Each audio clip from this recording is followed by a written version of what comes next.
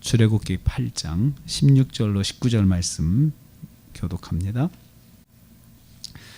오늘 말씀은 애굽에 내리신 10가지 재앙 중 세 번째 재앙을 내용으로 하고 있습니다. 세 번째 재앙은 땅의 티끌이 변하여 이가 되는 것입니다. 첫 번째로 보면 여호와께서 땅에 티끌을 치라 명령을 하셨습니다. 16절 말씀에 여호와께서 모세에게 이르시되 아론에게 명령하기를, 다시 아론에게 명령해서 하나님 말씀대로 행하라고 말씀을 하십니다. 땅에 티끌을 치면 땅에 티끌이 이가 될 것이다 라고 그렇게 예고를 해 주십니다. 그래서 이번에도 모세와 아론은 여호와의 말씀대로 행합니다. 모세와 아론의 순종은 모든 일을 하나님께 맡기고 순종하는 것입니다. 티끌이 변해서 이가 되는 것을 보고 순종하는 것이 아니고 먼저 티끌을 땅에 치고 결과는 뒤에 보는 그런 순종입니다. 그래서 순종을 하니까 땅의 티끌이 변하여서 이가 되어 애굽 온 사람과 가축에게 올라 괴롭게 하였다라고 말씀합니다. 모세와 아론의 입장에서는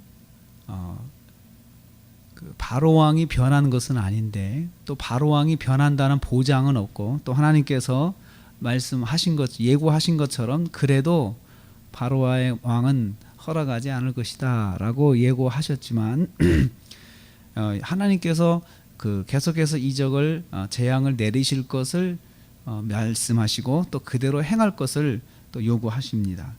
모세와 아론에서는 입장에서는 기적을 행하면 행할수록 이스라엘 백성에게는 더욱 어려움은 가중되고 그리고 관계는 악화되는 것입니다.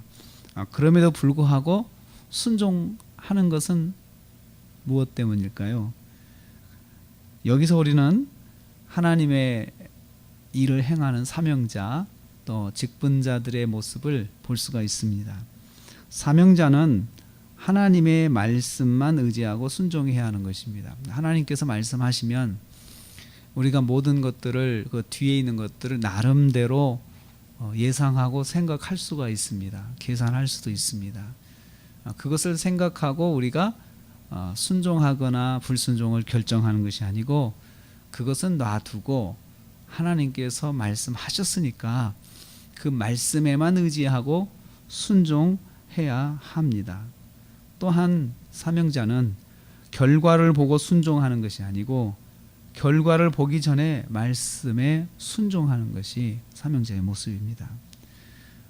두 번째로 보면 바로는 거절합니다. 18절 19절 말씀이 바로가 거절했다는 것입니다. 이번에는 애굽의 요술사들이 따라하지 못했습니다. 일을 만들어 보려고 했더니 자기들은 그 티끌이 변해서 이가 되도록 마술을 행하지 못하는 것입니다. 그래서 그 사람들이 인정을 합니다. 이것은 하나님의 권능입니다. 그래서 권능이라고 하는 말을 보면 이렇게 번역이 된 것을 원래 말을 보면 하나님의 손입니다. 그 뜻입니다. 직역하면 하나님께서 자신이 직접 행하신 것입니다. 왜냐하면 자기가 따라하지 못하니까 이것은 우리가 모방할 수 없는 하나님의 손으로 행하신 권능의 역사입니다. 이렇게 고백을 했어요.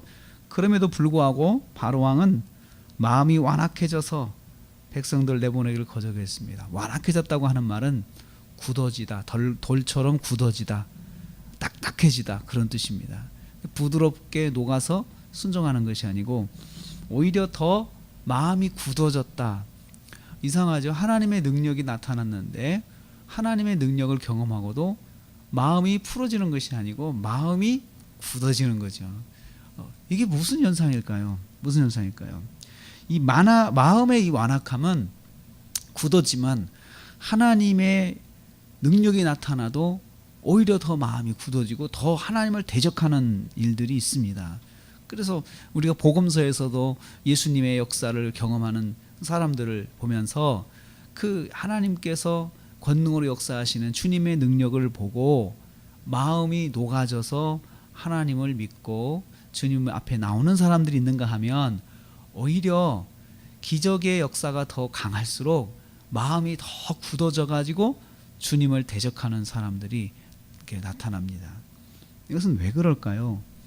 영적인 전쟁이기 때문에 그렇습니다. 영적 전쟁의 현장에서는 주님의 역사가 나타난다고 해서, 하나님의 능력과 권능이 나타난다고 해서 그것으로 하나님을 믿고 하나님 앞에 엎드리는 것이 아니고 오히려 더 대적하고 더 마음이 강팍해지는 그런 사람들이 있습니다.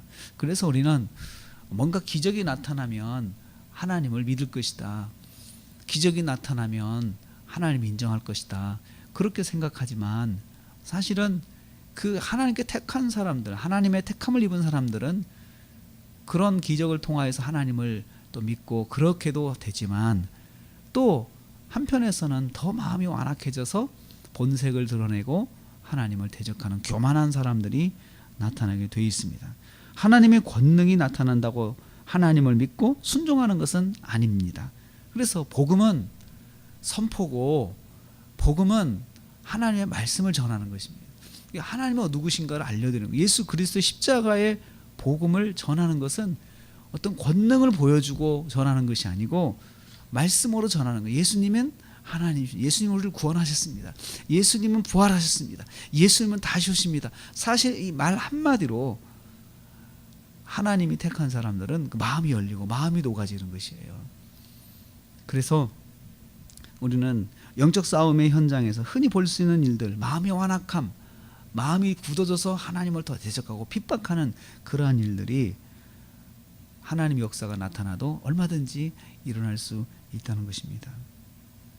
세 번째로 저는 이 말씀을 통해서 여호와께 순종하는 자를 통해서 하나님은 일하신다, 순종하는 자를 통해서 일하신다는 것을 여기서 볼 수 있습니다.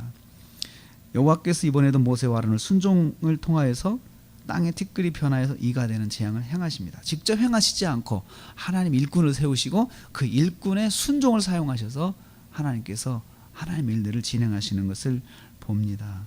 순종하는 모세와 아론을 사용하셔서 하나님의 권능을 행하셨습니다. 하나님의 일을 행하는 사명자의 첫 번째 덕목은 바로 오직 말씀에만 의지하고 순종하는 것입니다. 결과를 내가 내 마음대로 생각하고 결과를 따라서 행동을 하는 것이 아니고, 결과는 생각하지 말고 일단 하나님께서 말씀하신 대로 붙잡고 순종하는 것이 사명자들의 모습입니다. 그래서 선지자들, 선지서들에 나타난 선지자들의 사역을 보면은 다 이런 원리를 가지고 일을 합니다. 자기들이 어떻게 될 것은 그 다음에 생각하고 우선 하나님께서 말씀하신 대로 선포하고 하나님께서 말씀하신 대로 행하고, 이렇게 했던 사람들이 선지자들이었습니다. 절대 순종이 하나님의 일을 행하는 사명자의 첫 번째 덕목입니다. 오직 하나님 말씀에만 의지하는 절대 순종이 하나님의 일을 행하는 길입니다. 오늘도 우리가 하루를 시작합니다. 우리가 시작하면서 하나님께서 내게 주신 말씀을 붙잡고 그 말씀대로 살아가는 삶의 원리가 우리가 적용이 되어야 합니다. 그것을 먼저 행하고 결과는 뒤에 경험하고, 결과를 예상하기 때문에 순종하는 것이 아니고 이것이 하나님의 말씀이기 때문에 순종하는 것이, 그것이 우리의 마땅한 모습입니다. 오늘 하루를 생활하시면서 주신 말씀, 그것이 하나님의 말씀이니 내가 순종하겠습니다, 그런 마음을 가지고 오늘 하루도 승리하시는 저와 여러분 되시기를 주님의 이름으로 축복합니다.